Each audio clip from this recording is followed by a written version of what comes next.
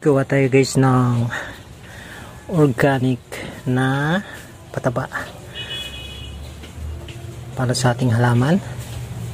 Ganito lang yan guys. Nagbutas-butas tayo ng mga ganyan.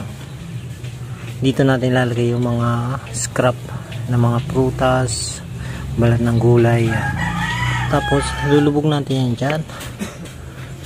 Tatabunan mo lang. Ganyan. Yan lang yan. Yan. Saka mo tataniman dito sa paligid. Dito na magsisilbing lagay mo ng pataba. Yan. Bubuksan mo lang yan.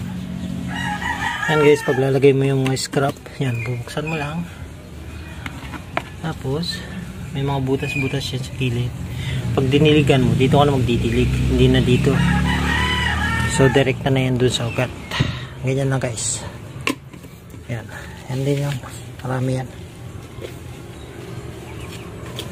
Tatlo yan. Tataniman natin ng zucchini. Gaya nun yung zucchini. Malaki. Yan. Alright na yan.